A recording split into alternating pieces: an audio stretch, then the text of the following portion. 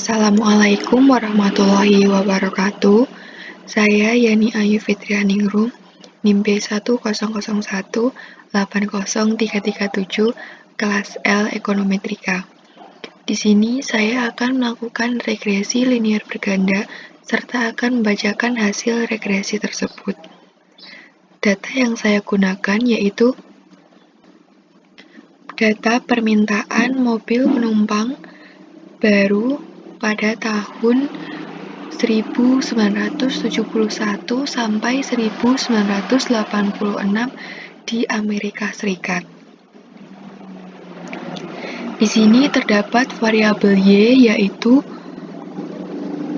penjualan mobil baru dan variabel X2 yaitu indeks penjualan, variabel X3 yaitu indeks harga konsumen, variabel X4 yaitu pendapatan pribadi, variabel X5 yaitu tingkat bunga, variabel X6 yaitu angkatan kerja yang dipekerjakan. Kemudian data ini saya akan copy ke SPSS. Dan setelah data tercopy di SPSS, maka kita ke variabel view untuk mengubah nama dari tiap variabelnya. Di sini namanya saya ubah menjadi Y, X2, X3, X4, X5, dan X6. Kemudian kita ke tipe. Tipe kita ubah menjadi numerik, lalu pada width kita isi dengan 8, atau bisa menyesuaikan dengan data yang kita miliki.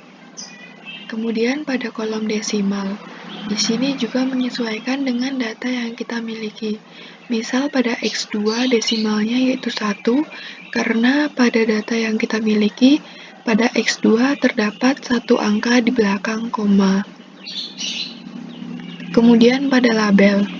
Label pada variabel Y kita isi dengan penjualan mobil baru, dan pada variabel X kita isi dengan indeks penjualan, variabel X3 kita isi dengan indeks harga konsumen, variabel X4 kita isi dengan pendapatan pribadi, variabel kelima kita isi dengan tingkat suku bunga, variabel X6 kita isi dengan tenaga kerja yang dipekerjakan. Kemudian pada kolom ini juga biasanya menyesuaikan dengan width. Kemudian pada measure kita ubah menjadi data skala. Kemudian kita ke data view, maka tampilannya akan berubah seperti ini. Variabelnya sudah berubah yaitu Y, X2, X3, X4, X5, dan X6. Kemudian saya akan meregresi data tersebut. Langkah yang pertama yaitu analyze, kemudian kita klik regression, kemudian kita pilih yang linear. Lalu kita masukkan variabel Y atau penjualan mobil baru ke yang variabel dependent. Kemudian indeks penjualan X atau X2 kita masukkan ke independen, dan seterusnya variabel X3, X4, X5, dan X6. Kemudian pada statistik kita centang yang deskriptif dan collineatory diagnosis serta Durbin Wasson. Kemudian continue.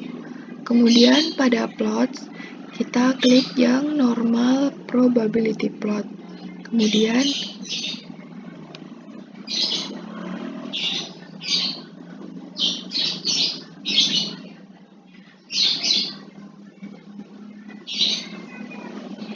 continue. Kemudian kita klik OK. Dan setelah data tersebut kita regresi, maka selanjutnya kita membaca hasil dari regresi tersebut. Yang pertama yaitu analisis R-square sebagai ukuran cocokan model. Nah, hal ini dapat kita lihat pada tabel model summary.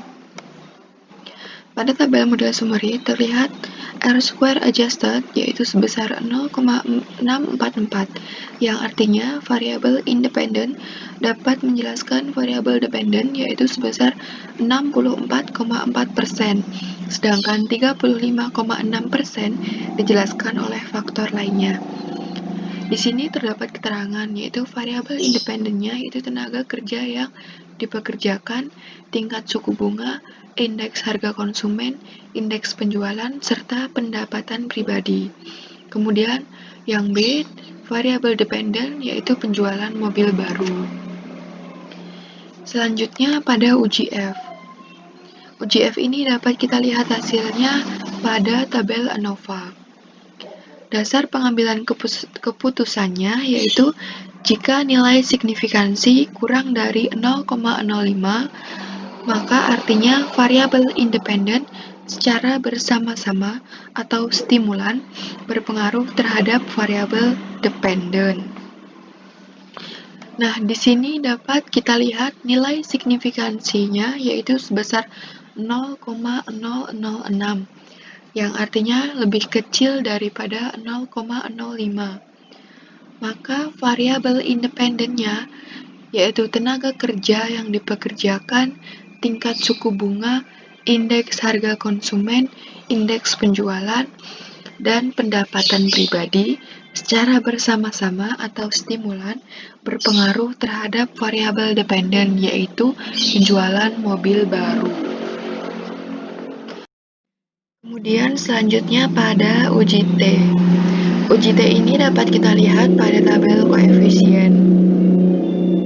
Pada kolom unstandardized coefficient yang B ini menunjukkan pengaruh variabel independen terhadap variabel dependen. Jika nilai setiap variabel independennya positif, maka pengaruh terhadap variabel dependennya juga positif. Begitu juga sebaliknya.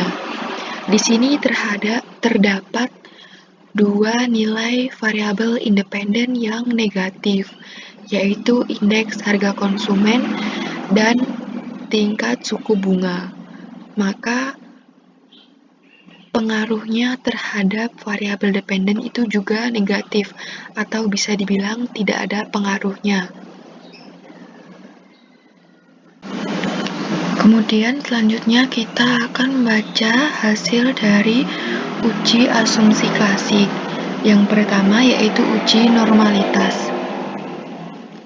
Uji normalitas ini dapat kita lihat pada tabel normal p-plots of regression standardized residual. Menurut Imam Al-Ghazali, model regresi dikatakan berdistribusi normal jika data plotting atau titik-titik yang menggambarkan data yang sesungguhnya mengikuti garis diagonal. Nah, di sini terlihat garis titik-titik mengikuti garis diagonal, sehingga kesimpulannya yaitu model regresinya berdistribusi normal. Di sini terlihat ya titik-titiknya yaitu mengikuti garis diagonalnya. Kemudian selanjutnya yang kedua yaitu uji heteroskedastisitas. Uji heteroskedastisitas ini dapat kita lihat pada tabel scatter plots.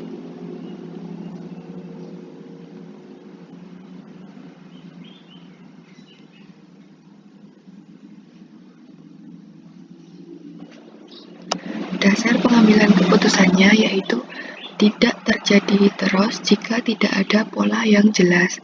Yang jelas di sini maksudnya yaitu bergelombang, tidak melebar, tidak menyempit. Pada gambar scatter plots, titik-titik menyebar di atas dan di bawah angka 0 pada sumbu Y. Dilihat jika scatter plot terlihat bahwa titik-titik acak dan di atas dan di bawah 0, maka tidak ada gejala heteroskedastisitas. Di sini dapat kita lihat bahwa titik-titik menyebar di atas 0 dan di bawah 0 pada sumbu Y. Maka serta tidak ada pola-pola yang jelas. Maka dapat kita simpulkan bahwa tidak ada gejala heteroskedastisitas. Kemudian yang ketiga yaitu uji autokorelasi. Uji autokorelasi ini dapat kita lihat pada tabel model summary. Dasar pengambilan keputusannya yaitu tidak ada gejala autokorelasi jika nilai Durbin-Waston terletak antara DU sampai dengan 4 minus DU. Nah, cara kita mengetahui nilai DU itu dapat dicari pada tabel Durbin-Waston berdasarkan K. K itu yaitu jumlah variabel bebas atau independen atau variabel X, yaitu jumlahnya 5, dan melihat N. N itu banyaknya atau jumlah samples dari setiap variabel, yaitu 16. Nah, di sini pada tabel Durbin-Waston yang alfanya 5. K-nya sama dengan 5 dan kita lihat pada N16. Di sini nilainya yaitu 2,1567. Kemudian kita lihat pada nilai Durbin-Waston di tabel model summary yaitu 1,546. Setelah itu kita mencari yang 4 minus DU. DU-nya tadi yaitu 2,1567. 4 minus 2,1567 yaitu 1,8433. Nah, nilai Durbin-Waston ini tidak terletak antara nilai DU yaitu 2,1567 dan nilai 4 minus DU yaitu 1,8433. Maka kesimpulannya yaitu adanya gejala autokorelasi karena nilai Durbin-Waston pada model summary tidak terletak antara nilai DU yaitu 2,1567 dan nilai 4 minus DU yaitu 1,8433. Demikian yang dapat saya sampaikan. Kurang lebihnya mohon maaf apabila ada kesalahan. Dan terima kasih. Wassalamualaikum warahmatullahi wabarakatuh.